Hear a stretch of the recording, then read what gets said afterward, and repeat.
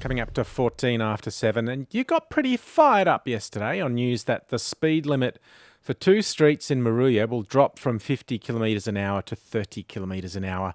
On one side, there were those welcoming the move to a more pedestrian-friendly town centre, with plenty joining in from other locations asking for the same, citing safety and livability. On the other, claims of a nanny state gone mad, a revenue-raising scheme that was taking Eurobodalla back to the dark ages. And one wag pointed out that driving through Moruya at 30 kilometres an hour would be a dream during the summer traffic jams. So the idea has touched a nerve, and there was a mention from the Chamber of Commerce of the prospect of extending it beyond those two streets eventually. But what has happened in places where they have already implemented this move? Matthew McLaughlin joins us now. He's looked at this, studied this and written about it in The Conversation. He's a PhD candidate at the School of Medicine and Public Health at the University of Newcastle. G'day, Matthew. Morning, Simon. How are you doing? Very well. Thanks so much for joining us to tell us what you know about these 30 kilometre an hour speed limits. Moruya getting comparisons with Paris yesterday. Well, there you go. That had me thinking about Radula and made me think some kind of French theme to that word today.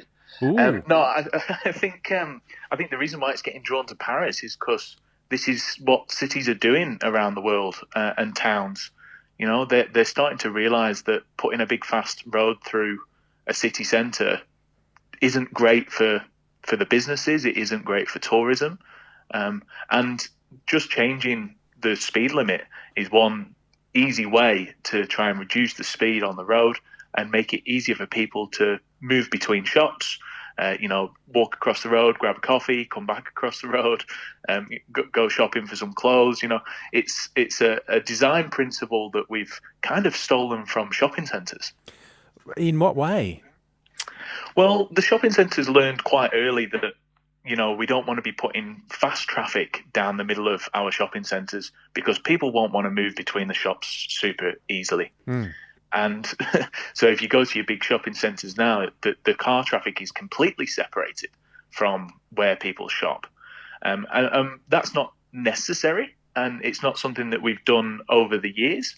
Across Europe, there are many examples of towns and cities where cars and businesses mix, but that is in a low-speed environment. It's where people feel confident to cross the road, and there's this kind of negotiation between people crossing the road and drivers because they're able to have that negotiation because the cars are going at a slow enough speed. So, Matthew, is what you're saying it's about the vibe?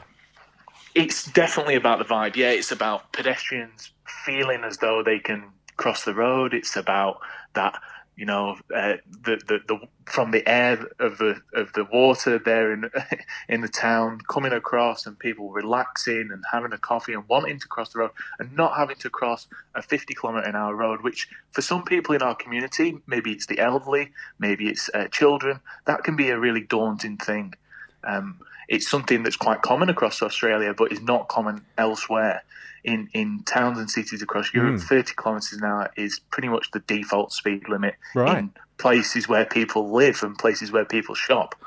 It was interesting to see yesterday that this is fully endorsed by the local council and the Chamber of Commerce as well, Matthew. So do you think the push will be on in other regional towns in New South Wales to say, yes, we want that as well. We want more pedestrians milling around, wandering around?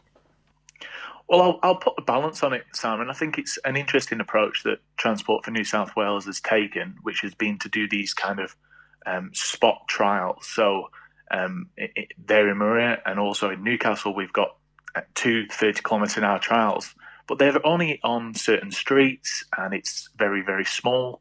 Sometimes to create a vibe, you need to do bigger trials and to create a culture of 30 kilometres an hour being the speed limit on local streets. So I think the way that New South Wales Transport's gone about it is perhaps a little bit different to other, jurisdictions and countries. But it's an interesting approach, and we'll see what the kind of benefits that come back are. and hopefully that they'll continue to work with the business chamber, for example, to work out whether this is something that businesses are directly benefiting from, because that's what the evidence shows from around the world, that this 30-kilometre-hour speed limit is good for business. Now, Matthew, I might just get you to address some of the response we had to this news yesterday. People saying on the safety aspect that basically 30-kilometre-an-hour speed zones aren't going to make much difference. What's the evidence say? Well, the evidence is really, really clear on this, is that slower speeds is the way to reduce the number of people getting seriously injured and number of people getting fatally injured. And the chance of survival between 50 and 30 is a big difference, especially for our elderly people wanting to cross the roads. We all make mistakes. I think that's a really simple thing to remember. People driving, people walking, people on bikes, we all make mistakes. So having a forgiving 30-kilometre-an-hour speed limit is really important for safety. What about the criticism that they're not popular, they increase journey times and basically are anti-motorist? Yeah, before I started researching this, it's easy to jump on the bandwagon of, this is nanny state and this is, it's wasting my time and all of that.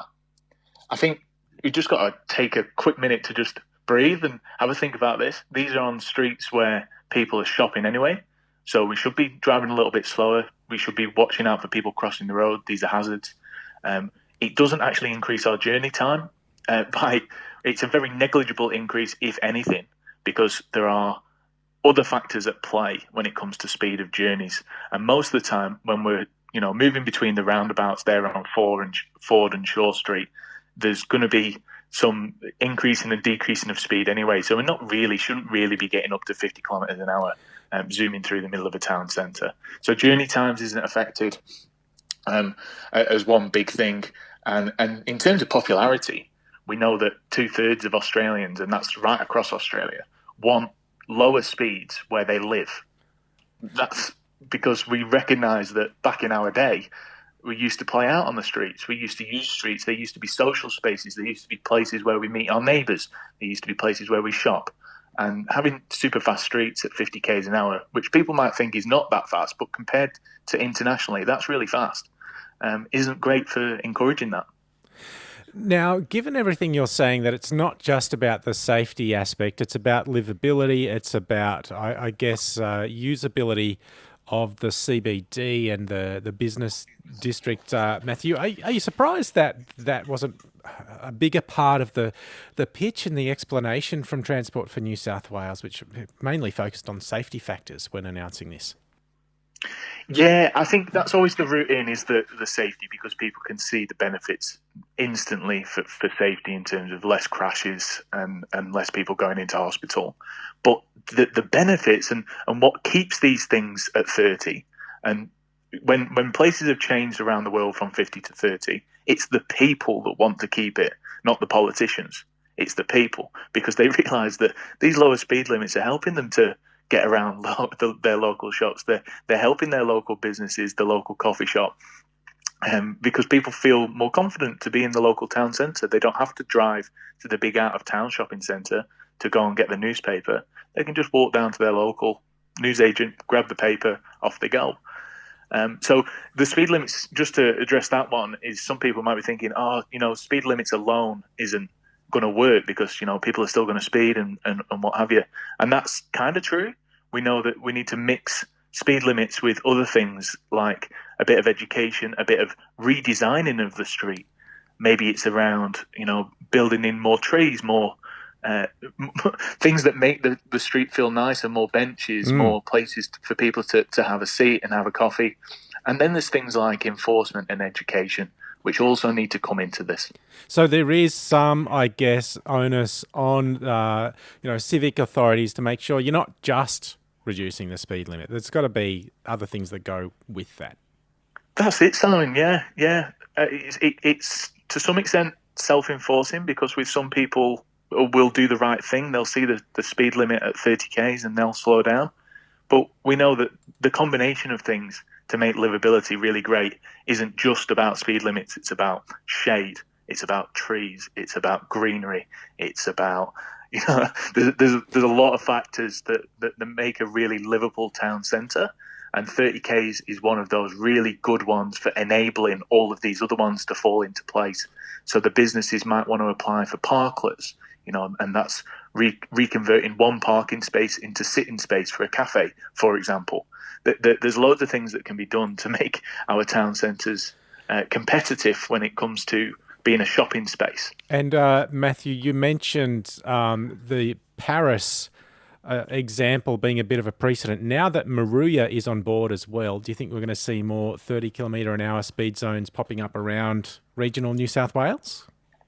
I definitely think so, yeah. We've seen trials now in almost every jurisdiction across the country.